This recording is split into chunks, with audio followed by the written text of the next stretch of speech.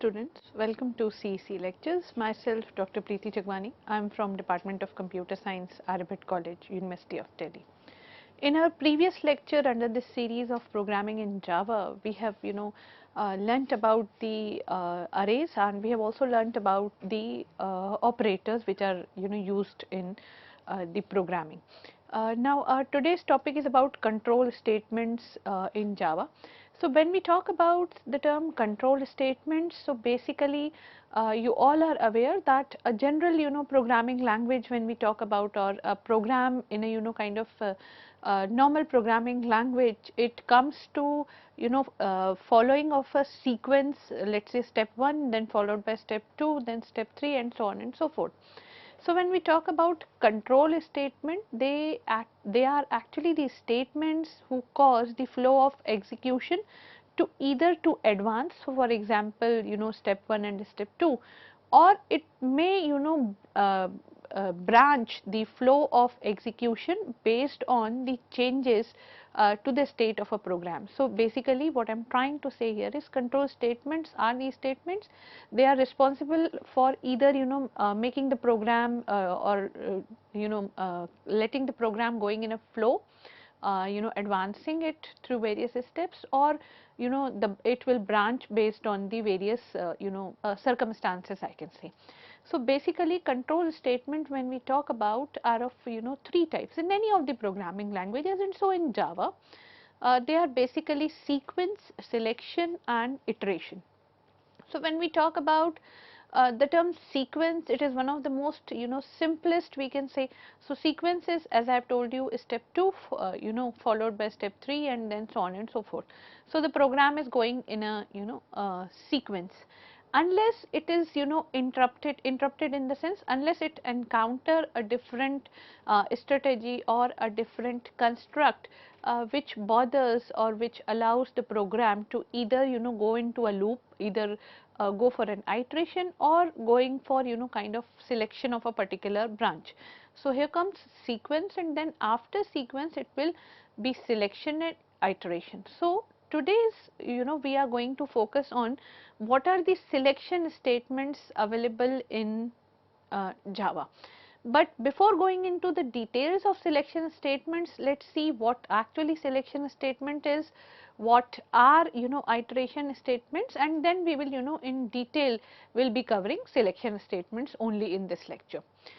So selection statements, as I have already told you, they allow us to choose a program different paths of execution which based on the which is based on the outcome of an expression or the state of a variable.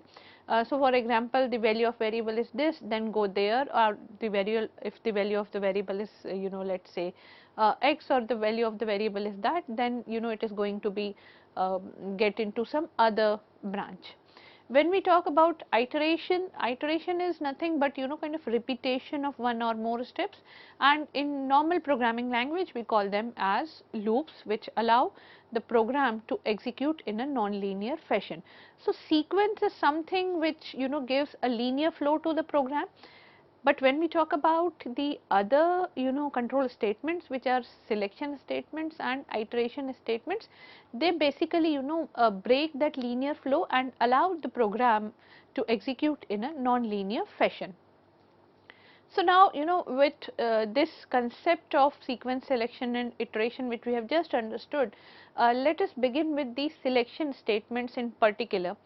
So when we talk about Java, there are two kinds of selection statements. One is if, and another one is switch, and we will be looking into details of these both the statements.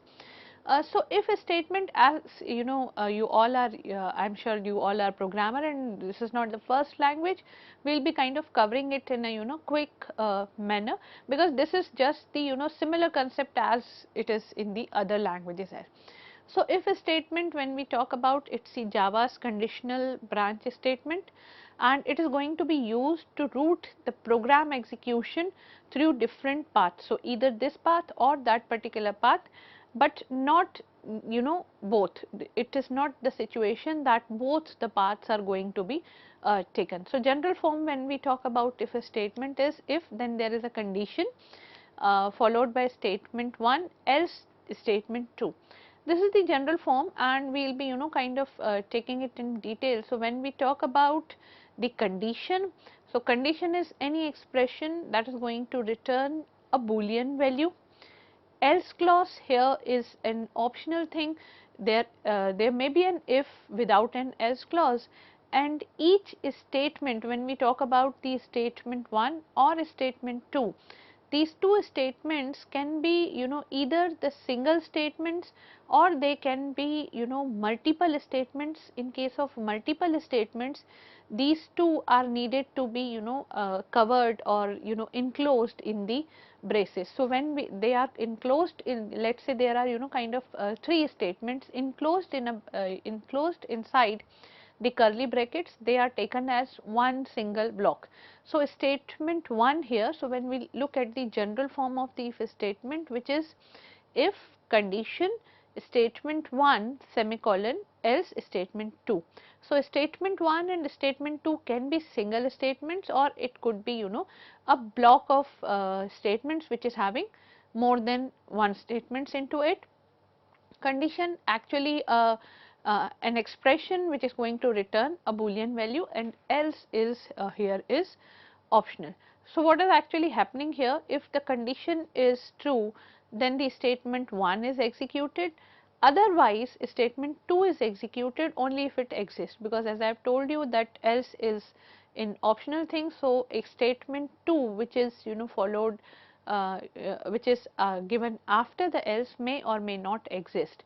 But please remember, as I was already telling you, that in no case, in no situation, both the statements will be executed. So, it is not like that the statement 1 will execute and also the statement 2 is also going to be executed. This is not going to happen, and statements here could be single statements or could be block.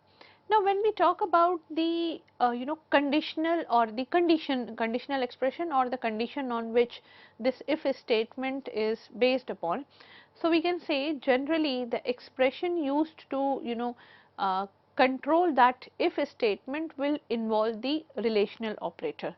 Now, please notice the word of use, the use of the word generally. That means it is not necessarily always that technically that it involves a relational operator in every situation. It is also possible to control an if statement using a single Boolean variable. So, on the basis of that Boolean variable, whether the value is true or whether the value is false, the appropriate decision can be taken, or the condition could be a expression which is kind of a relational expression giving you the situations in, or giving you the output in terms of true and false, or it could be a Boolean variable directly. So, it is not kind of it is hard and fast, or it is not necessary always that the expression which is used to control is going to involve the relational operators. It may not have the relational operator when we are going to use a single Boolean variable, and we will be looking into the examples of this soon. So, when we talk about if, the another important we can say component or another important form of if is nested if, and I am sure you understand the term nested, that is one within the another. So, when we talk about nested if, it is an statement, an if statement that is the target of another if or else. So, we have one if block, another we have an else block.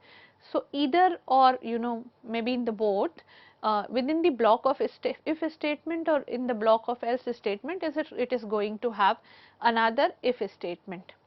Now, when we talk about it is having multiple if statements and multiple else statements, here is a confusion which arises normally for the, I can say the new users, or kind of those who are new to the programming, and the confusion is that a particular else statement is belonging or referring to which particular if. So, please remember, here is the rule of thumb that an else statement always refers to the nearest if statement that is within the same block, as the else. So within the same block, whichever is the nearest if statement, the else statement is going to refer or is going to belong to that particular if statement. And also we are looking for the if statement which is not already associated with an else.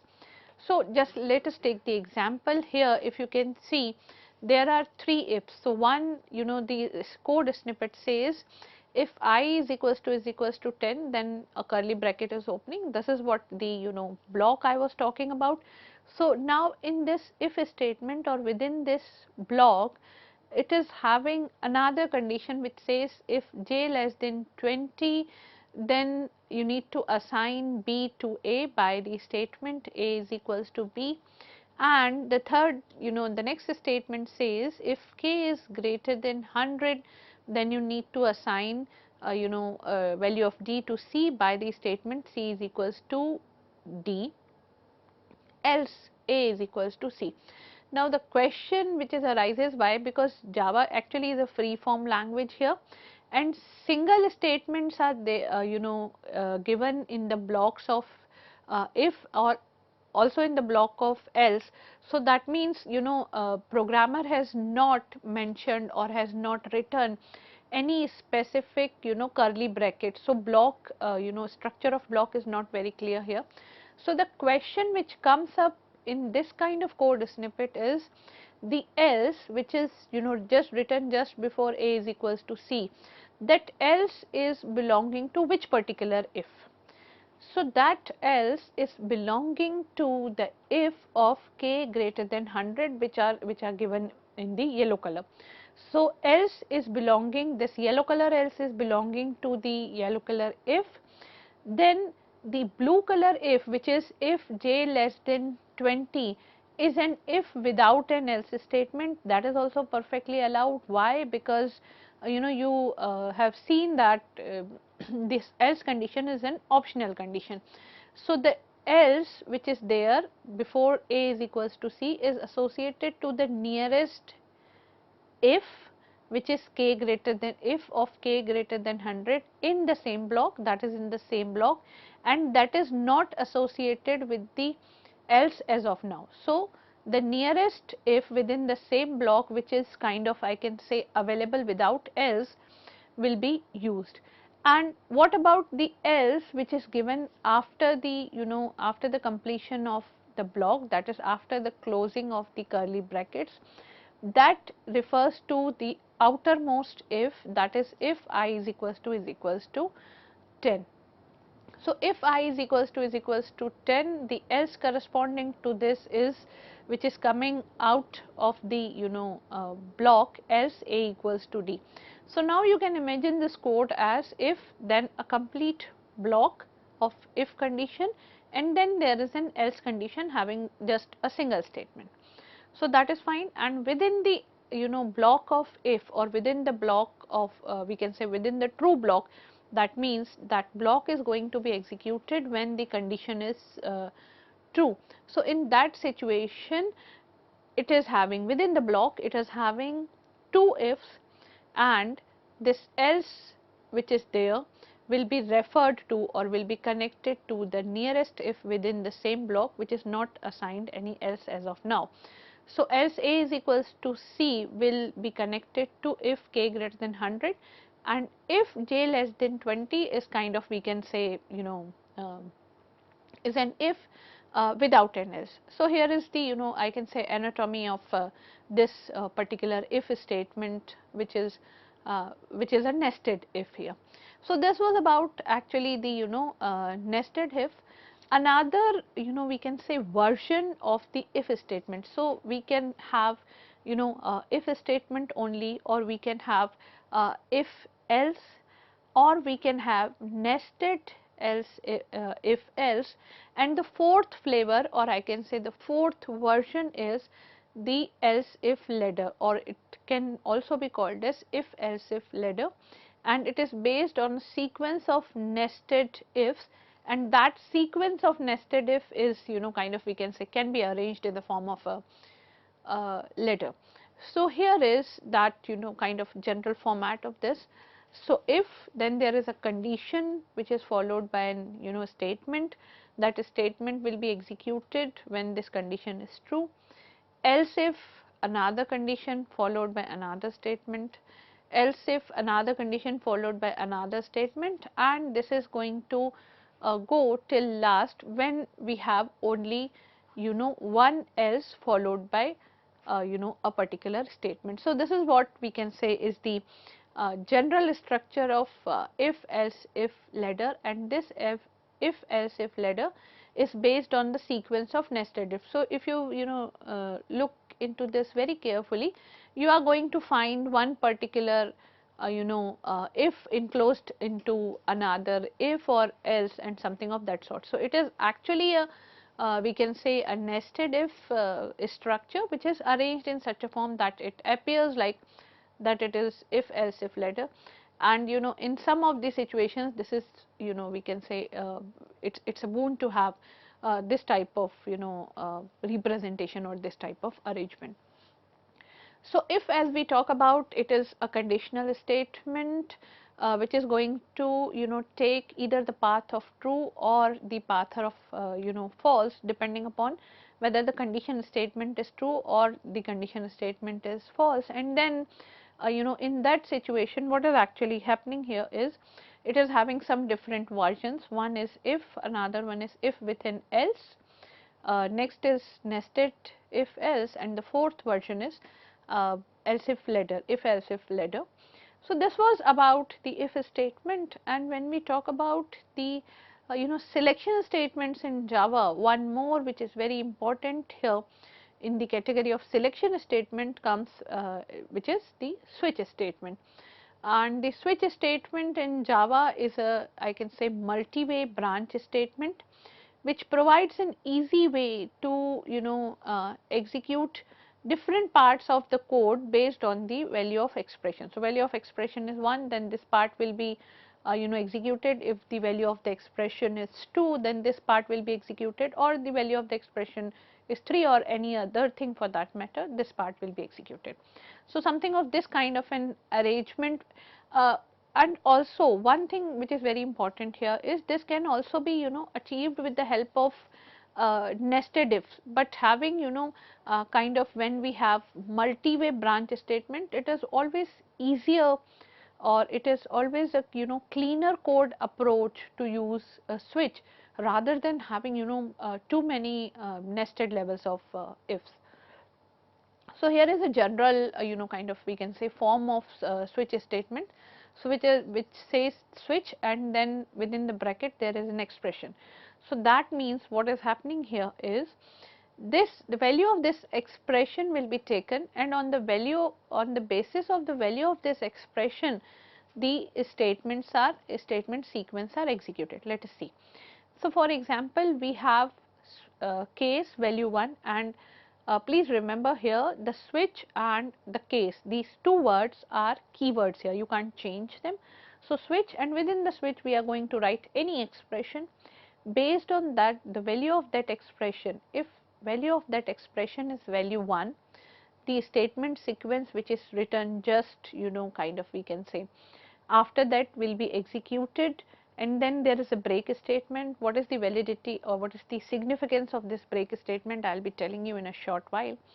Then if the value of expression, if expression evaluates to value 2, then the statement sequence which is written inside the case value 2 will be executed, and so on and so forth. If there is case value 3, that means the value of the expression is equals to the value 3, then the statement sequence will be executed, which is written just after that case value 3. And similarly this goes with case value n also.